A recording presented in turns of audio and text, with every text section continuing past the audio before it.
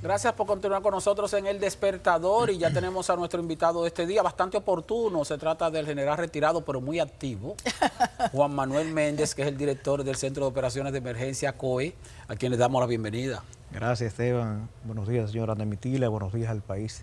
Estamos para servir. Bueno, llama muchísimo la atención. Han estado hablando de un posible ciclón o huracán que viene al revés. ¿Qué es lo que está pasando? Bueno, para esta época del año siempre suceden este tipo de eventos. Hay que recordar ya que a final de octubre del año 2007, Noel se formó unos 240 kilómetros al sur de Barahona. Y por lo regular vienen en esta época del año desde la costa de Colombia y Venezuela y se forman estos eventos. Pero ya está descartado, porque en los últimos boletines lo que he oído es hablar de una tormenta tropical, no de ciclón. Sí, es que ciclón es depresión, tormenta y huracán, porque es circulación cerrada. Entonces, esos eventos, la categoría se determina por la cantidad el kilometraje. Como decimos, O sea que todos son ciclones. No, la depresión.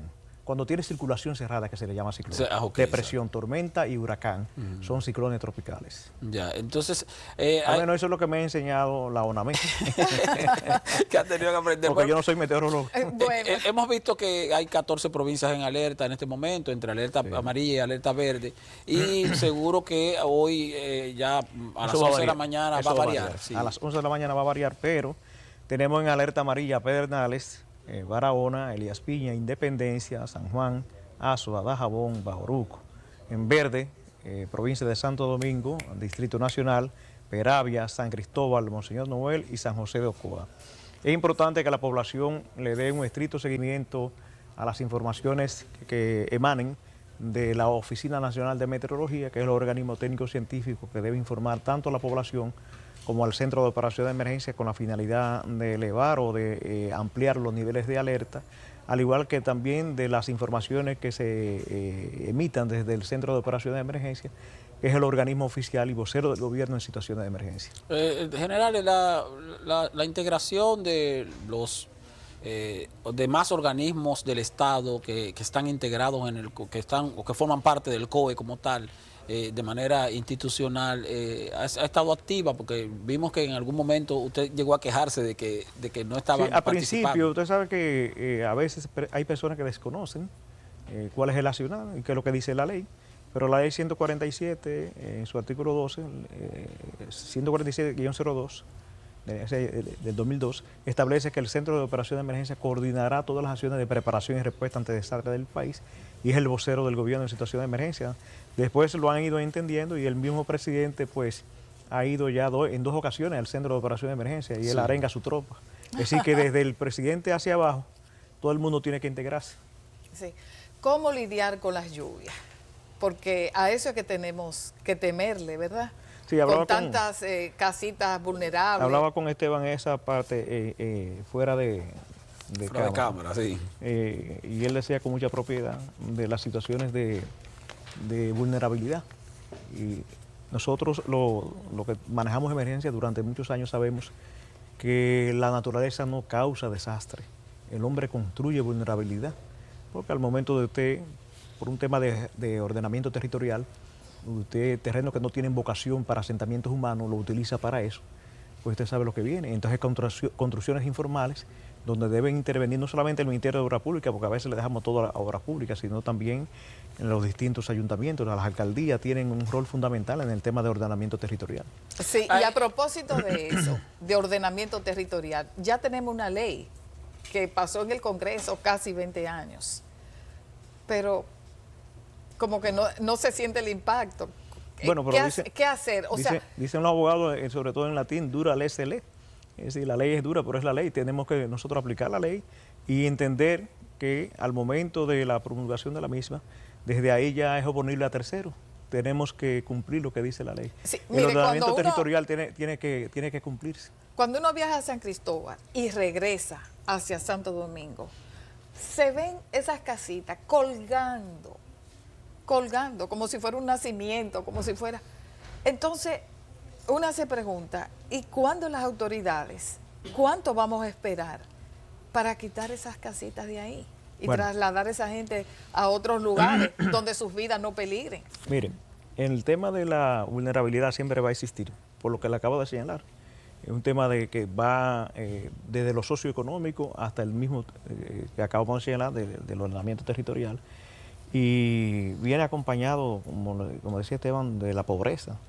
En todos los países... No, de- pero, en to- pero también parece que de un Estado que es ciego. En todos los países del mundo existen lugares vulnerables, inclusive, incluyendo, lo buscamos siempre de referencia, Estados Unidos. Cuando vemos, por ejemplo, en el caso de lo que sucedió Con Katrina. Con Katrina, ahí mismo en Luisiana, vemos que a pesar de que las construcciones eran buenas, pero está por debajo del nivel del mar. Entonces, cuando vienen esas grandes avenidas, para desaguar a Luisiana tienen que utilizar unas motobombas enormes para tirar el agua al mar, y eso provoca inundaciones severas de días interminables.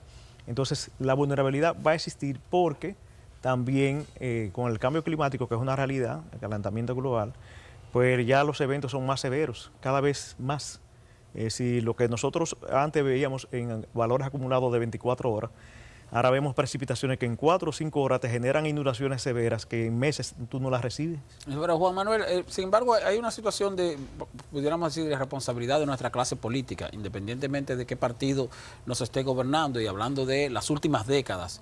Y es que en estos lugares vulnerables donde surgen barrios improvisados, por ejemplo, Ana menciona esta loma cuando uno va a la 6 de noviembre, pero eso surgió a partir de cuando se comenzó a construir la 6 de noviembre, la autopista 6 de noviembre, donde entonces comenzaron las personas a ocupar esas lomas.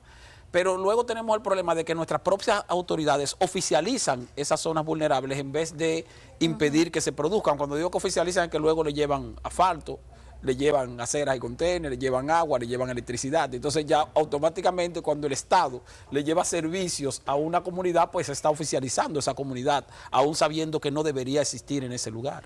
Bueno, cada día más el país, los ciudadanos, los medios se empoderan y exigen más a los políticos. Gracias a Dios se ha ido escuchando, se han construido viviendas. Este gobierno ha construido muchas viviendas en lugares que había situaciones de vulnerabilidad, y otras que no habían, personas no tienen casa y se las ha ido entregando. En otros gobiernos también se ha hecho el tema de la barquita y otras más.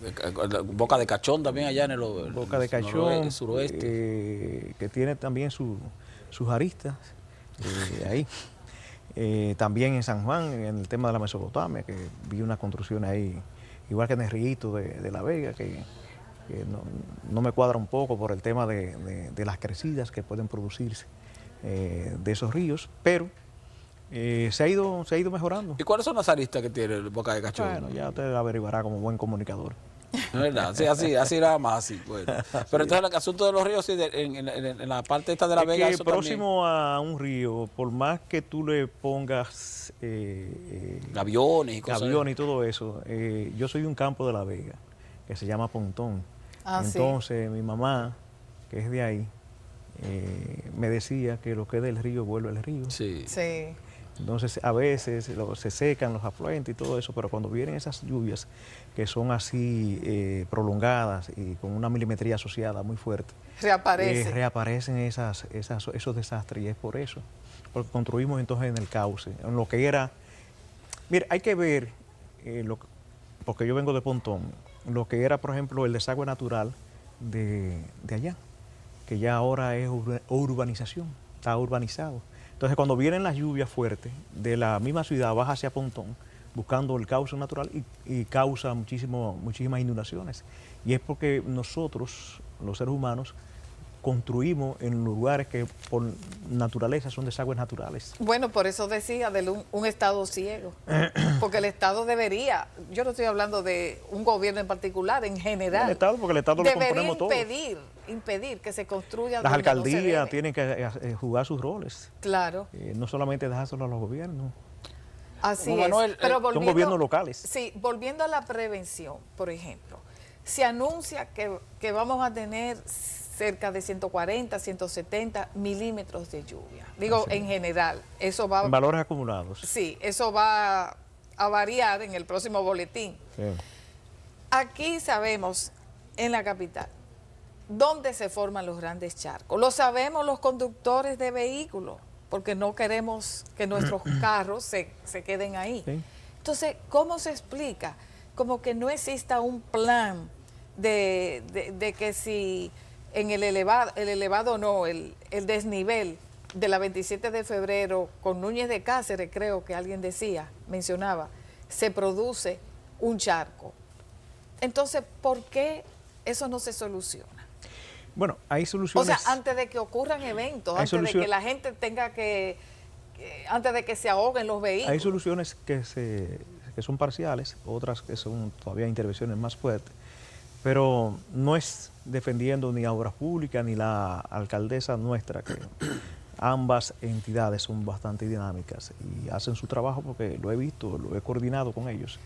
Pero si vemos en otros países del mundo, vamos a buscar a Estados Unidos, ¿qué pasó el otro día con el metro? Unas inundaciones severas, producto de que la milimetría de lluvia no lo pudo absorber ni los suelos ni el alcantarillado.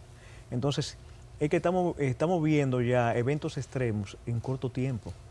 Si quizá usted prepara un desagüe de cierto sector para una milimetría de lluvia que no es la que se esperaba. Cuando usted me señala a mí 140 milímetros, ¿usted sabe lo que nosotros hacemos? Lo multiplicamos por 1.5, porque 140 es la media, pero tenemos que irnos al extremo. Tenemos que multiplicarlo por 1.5, porque esa es en realidad lo que puede ocurrir en el extremo más alto. Entonces, por eso que nosotros trabajamos los planes, preparándonos para los escenarios peores para que ocurra lo mejor. Juan Manuel, recientemente tuvimos una tragedia en el río balneario del río Fula, en Bonao, y nos sorprendió, bueno, básicamente el hecho de que eso fue un martes y fue en horas de la noche. Entonces, estamos hablando de balnearios que bien tienen muchos años la gente de manera cotidiana, va y se entretiene, se divierte, pero ¿qué tiene hace? Muchos años causando lo mismo. Sí, pero ¿qué hace un balneario abierto en horas de la noche? ¿Acaso no hay vigilancia? ¿No le corresponde al COE o a qué institución le corresponde evitar que el Centro la de gente Operaciones de Emergencia utilice eso? Situacional se limita solamente a activaciones. Se activa cuando hay amenaza o cuando hay un evento súbito, en el caso, Dios no libre, de un terremoto, entonces el COE automáticamente queda activado. Entonces nosotros nos activamos por eventos progresivos, ya sea lluvias torrenciales que estén debidamente anunciadas por la NAME, porque existe un protocolo ONAME, INDRI, COE y geológico que nos permite a nosotros, por las informaciones técnico-científicas, activar el Centro de Operaciones de Emergencia acorde a un protocolo. En el caso, por ejemplo, de lo que usted señala del FULA, le correspondería a otras entidades pues señalar y qué hacer en ese caso, porque a medio ambiente. A veces yo no quisiera señalar autoridades porque no es mi deber. Y entonces yo aprendí en Derecho Civil, porque me gradué de abogado en el año 89, que cuando uno señala una incompetencia debe señalar qué es lo que es competente. Entonces no voy a señalar incompetencia para no decirle a quién le corresponde. Pero en todo caso, los sí balnearios y la playa deben estar cerrados a una hora específica. Pero sí le voy a señalar, pero hay un tema, Esteban, también de responsabilidad ciudadana. Sí, sí. Entonces, no es posible que usted a las 8 o a las 9 de la noche usted se mete en un río con un niño pequeño. Porque no le podemos dejar tampoco el tema a las autoridades. Claro. Hay una responsabilidad No alcanza. Dice la ley. No puede haber un policía para cada ciudadano. No hay forma de apostarle exactamente. Oiga, no hay mejor respuesta que lo que usted acaba de señalar. No le podemos apostar un soldado a cada ciudadano para evitarle una tragedia. Existe una responsabilidad ciudadana. No es que vamos tampoco a negar la que es la responsabilidad de las entidades gubernamentales, pero dice la ley, por ejemplo, en el caso del Código del Menor, de los menores de 5 años, los padres en principio son los responsables de su bienestar. No podemos dejárselo solamente al Estado o al gobierno. Entonces, en el caso del FULA, a veces me río, porque hay entidades también que hablan de alerta temprana. Señores, alerta temprana son para crecidas paulatinas. Para crecidas repentinas no existe alerta temprana. Sí, porque nadie lo sabe. Nadie la va a esperar, es impredecible. Entonces, si usted sabe que usted está, prácticamente ese río nace en la falda de esa montaña y esos antecedentes históricos están ahí, de esas crecidas y las tragedias que ha provocado, entonces deben haber intervenciones el COE no le corresponde porque se activa por evento. ¿Qué actividad, qué otro tipo, bueno, porque hemos visto que usted lo han designado también en otra posición que tiene que ver con el servicio del 911? Quisiera que usted nos diga, ¿cuáles son sus responsabilidades en el Estado en este momento? Bueno, además de 8 hijos, yo tengo la responsabilidad del Centro de Operaciones de Emergencia, tengo la responsabilidad de la DAE, que es la Dirección de Servicios, de Atención de los Servicios Extrahospitalarios, que es el componente de salud del 911 y también los traslados interhospitalarios con las ambulancias. Tenemos esa responsabilidad que el señor presidente nos entregó hace un año y que en este año nos entregó el presupuesto y la independencia también administrativa para contratación de personal y el manejo del mismo. Entonces, ahora es una institución esto, se llama ADAE. Es una dirección. Es una Dirección de dirección. Atención de los Servicios Extrahospitalarios. Es un apéndice del Servicio de Salud, pero con autonomía presupuestaria y también administrativa. No, inicialmente usted había sido designado ahí con un cargo, bueno, en calidad de honorífico, pero... Estoy honorífico todavía. Como quiera que sea, usted tiene sus necesidades. Recuerdo que usted había yo empecé a anunciado... cobrar en el COE. Ya, bueno, ya yo no aguantaba la olla. Sí. Entonces ya usted tiene, ahora usted tiene su pensión como militar y tiene su... No, yo manejo salario solamente el salario del Centro de Operaciones de Emergencia, Ya. pero eso me permite, por ejemplo, tener un mejor seguro para mí y para los muchachos. Y otras cosas más que le entran a uno. Por el chavo también, a mí tienen que darme la comida en el COE. Ya, pero sin embargo no es incompatible el hecho de tener una pensión paralela aún trabajando para el Estado, digo, tomando en cuenta que el sistema de pensiones que no la tengo. de la Fuerza Armada es independiente, o sea que Sí. usted pudiera tenerlo de manera paralela. No es posible. Ah, no. No es posible. Ok. Sí. Bueno, volviendo a la ciudad capital y centros urbanos como Santiago también, donde han proliferado la cantidad de torres con parqueos subterráneos, ¿qué usted le sugiere a esas personas que tienen sus vehículos en parqueos subterráneos? Bueno, si que en se caso- esperan esa cantidad En de el caso, lluvia. por ejemplo, del suroeste, en las zonas fronterizas, aquí en Santo Domingo, los que tienen vehículos en parqueos soterrados sí deben tomar las previsiones de evitar de que a partir ya de mañana, hoy ya empezaron las lluvias, pero mañana con más intensidad y el domingo, sobre todo mañana, según las proyecciones de la UNAME, que tomen las previsiones para que eviten inundaciones de sus vehículos y por ende pérdidas económicas. O sea, que es mejor sacarlo, que no duerman. Que no sacarlo- pernoten. Sí. Sí, mi recomendación es esa, los parqueos soterrados, a menos que tengan, hay edificaciones que sí toman las previsiones y tienen se activan, por ejemplo, unas motos bombas que con sensores, cuando el parqueo va tomando agua, pues encienden y serán sacan. muy pocos, serán... No, entonces el que... Serán muy pocos, cada, muy pocas torres. cada persona sabe si en esa torre existe o no. Si no, entonces que... Hay que sacarlo, los sí, vehículos de ahí. yo le recomendaría esas medidas. ¿Cómo está el COE a nivel de equipamiento, Pues está muy bien. personal y Usted sabe que nos dieron insumos? unos chelitos en este año y nos permitió reemplazar todo el tema de sistematización, todas las computadoras, nos otorgaron equipos nuevos con cámaras. Yo estuve fuera y llegué antes de ayer y me encontré hasta con una amplificación nueva que los muchachos me guardaron ahí para hablar con ustedes, los medios. El ministro Paliza se ha portado muy bien, el señor presidente, nos ha ayudado bastante. Nos entregaron unas 7 camionetas.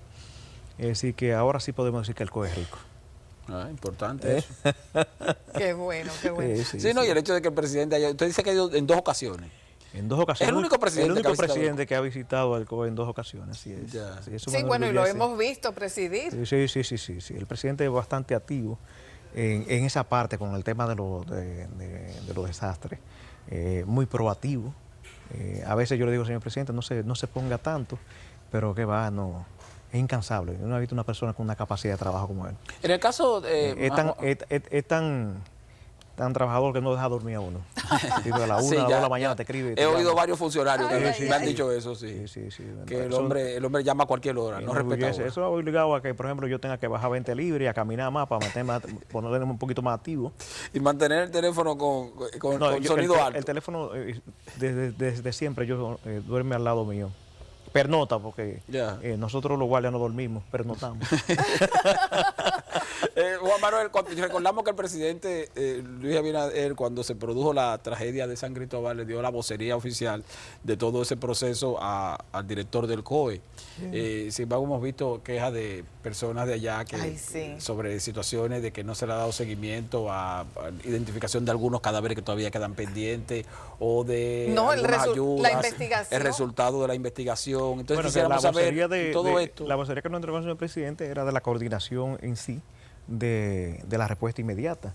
Ya, por ejemplo, en el tema de identificación y entrega de cadáveres, le corresponde al INACI y a Patología, tanto a Gerdo, el ingeniero Gerdo, como al doctor Santos Jiménez, pues la identificación de esos cadáveres y la entrega. Se le explicó a ellos que por el tema de cómo quedaron esos de la descomposición de los cuerpos. No, ni siquiera descomposición, porque eran diseminados, ¿verdad? Exactamente, eran pedazos.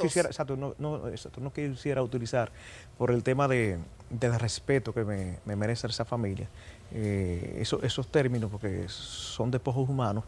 Entonces había que hacer estudios que podría llevar de 2 hasta 3 meses. Y ellos hicieron un trabajo bastante ágil, tanto Patología como el INACI. Y en el caso, por ejemplo, del seguimiento, el señor ministro Joel Santos designó al viceministro Bernie Mes, de allá de San Cristóbal, para que le diera seguimiento, y se ha ido trabajando. Pero ya lo que pasa es que, mire, ante una tragedia como esa, siempre va a existir. Primero, lo que hemos trabajado estos temas, sabemos que el ser humano se resiste a la pérdida. Empieza el duelo, ¿verdad?, con la negación de no aceptar lo ocurrido. Y después de eso, entonces va usted de manera con ayuda psicológica y todo eso, porque se le ha brindado toda la asistencia. El señor presidente no escatimó esfuerzo para eso. Se le ha dado toda la asistencia. Lo que pasa es que es un tema muy, muy espinoso y muy doloroso. Sí, perdón, pero llama muchísimo la atención. Bueno, por allá, por el 6 de noviembre, que las autoridades se trasladaron a San Cristóbal por el Día de la Constitución, que esa gente, los familiares de las víctimas de esa tragedia, se quejaban de que la investigación fue preliminar y que todavía lo que se tiene son los resultados de una investigación preliminar. Entonces, no sé cuál es la metodología, cuáles son los pasos, pero no se supone que ya debiera existir una investigación. Esto fue lo que pasó. En el caso de la investigación, le corresponde al Cuerpo de Bomberos de allá de San Cristóbal, con el concurso del Ministerio Público, y también el señor presidente pues instruyó al J2 del Ministerio de Defensa para que auxiliara con algunas herramientas, tanto a explosivos de la policía, a los bomberos y al Ministerio Público. Entiendo que el Ministerio Público de San Cristóbal en su oportunidad ya dará una información definitiva, porque ya es un tema legal. Es un tema legal. ¿Sí? O sea, ya se queda ahí, No se va a quedar ahí, porque el señor presidente dijo que hasta las últimas consecuencias. Lo que pasa es que no podemos fastidiar los procesos. Pero ya el COE no tiene, vamos a decir, no, porque ya atribuciones ahí, ¿no? No, en esa parte no, porque nosotros no somos parte de la investigación. Sí, bomberos, policía, explosivo de la Fuerza Armada, el J2 y el Ministerio Público, que debe encabezar eso, al igual que también el INACI, que es el organismo técnico científico también que tiene la Procuraduría para esos temas. En este momento, bueno, y tomando en cuenta ya lo que tiene que ver con el fin de semana, para entrar más en actualidad, con estas lluvias que se prevén, ¿qué tipo de labor realiza el COE en términos, vamos a decir, operativos, más adicional a la preparación al seguimiento de los informes? Inició ayer con el tema de las alertas emitidas, la coordinación con las entidades para preposicionar equipos donde los lugares que por tradición ocurren inundaciones, sobre todo en las provincias que están en la alerta amarilla, revisión cada 2 horas de los boletines de la UNAME para ver si es necesario ampliar los niveles de alerta o elevarlos.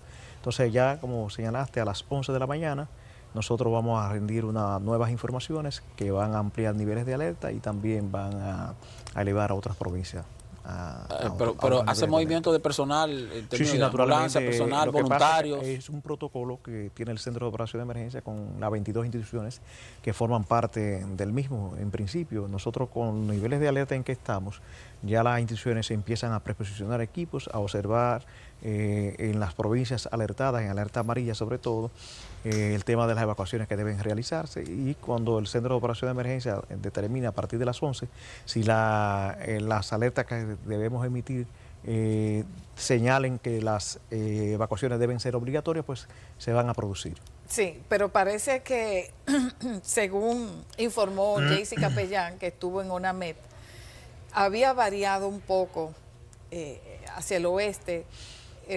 Bueno, eso nos ayuda un poco para que si no nos da de lleno, pues entonces la lluvia quizás será menos, pero que va a variar. Sí, de todas maneras, si se mantiene las mismas proyecciones y pasa por en el canal del viento, las lluvias se van a sentir en la parte fronteriza, desde Barahona, Pedernales, Dajabón, Independencia.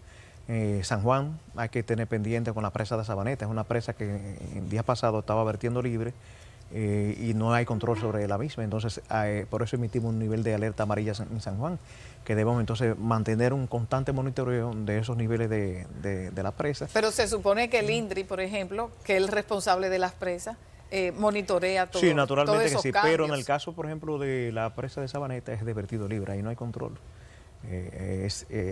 Ella controla avenida, pero cuando empieza a verter, todo lo que caiga se va a convertir en una correntía. Sí, entonces no va a controlar. Bueno, escuchen la gente de San Juan entonces. Bueno, sí, hay que estar pendiente. Se la pone difícil entonces también a los ciudadanos haitianos que están construyendo el canal, ahí va seguro a haber crecida del río Masacre. Bueno, ya es un tema que...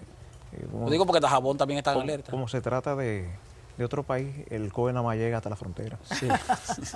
El COE se activa de manera regular en cuáles épocas. Estamos hablando de Semana Santa. Temporada ciclónica, eventos súbitos, para los operativos de Semana Santa, Navidad, 21 de enero. Todo lo que tenga que ver con preparación y respuesta ante desastres es una responsabilidad del Centro de Operación de Emergencia. Y afortunado o desafortunadamente, aquí cualquier cosita se convierte en un desastre. Porque inicia por un evento, pero después se amplía. Entonces, sí.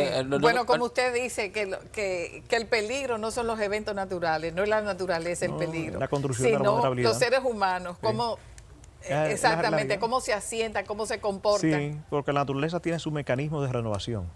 Lo que pasa es que si nosotros ocupamos los espacios de la naturaleza, construimos la vulnerabilidad. Una vez yo dije eso hace unos años y me entraron...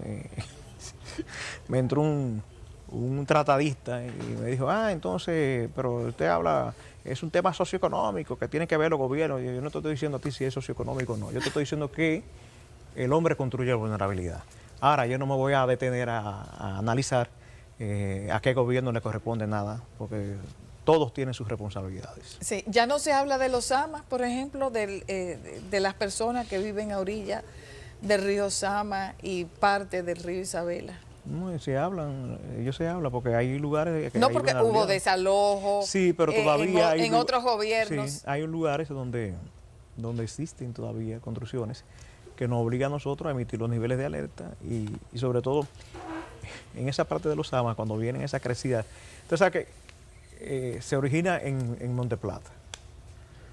Entonces viene el efecto piramidal unas 72 horas después, 48, 72 horas después, y crece en la parte baja de San Luis, y aquí se refleja también en la parte de la Sursa y todo eso, el tema de los Samas.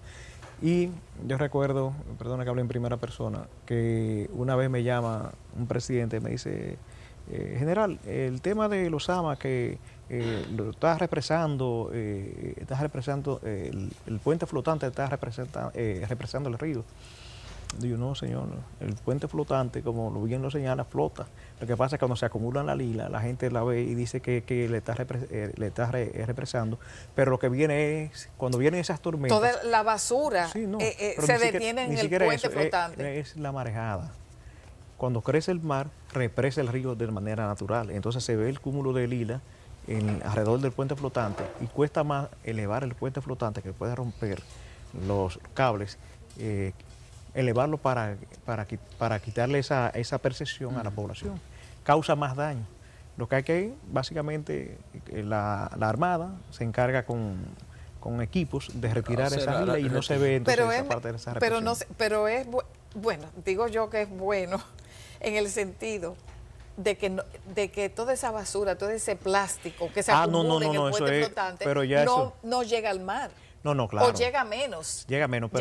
Pero lo que sí debemos es nosotros seguir hablando a las personas de ese daño a la naturaleza, porque por eso es que la naturaleza le está cobrando a los seres humanos lo que está sucediendo.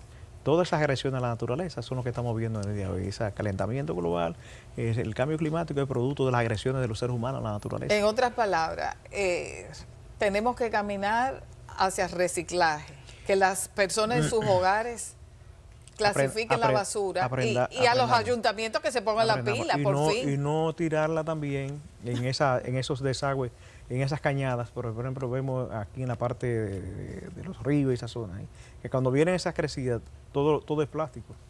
Porque los mismos lugareños tiran por la ventana. Es decir, ellos no tiran la basura en fundas ni nada, sino que la tiran por la ventana a la cañada. Y eso cuando viene la lluvia la represa y le hace el daño a ellos. Sí. Bueno, Juan Manuel Méndez, general retirado y repito nuevamente, muy activo en lo que tiene que ver con sus labores en el COE. Le agradecemos por haber estado con nosotros aquí en El Despertador. Nosotros les invitamos a los amables televidentes a que continúen con la programación porque queda mucho del Despertador. Vamos ahora con el segundo boletín de Yafreisi Sedano y les invitamos también a que estén pendientes de Noticias CCIN porque vamos a darle seguimiento a la rueda de prensa del COE de las 11 de la mañana. Nos vemos luego. Gracias.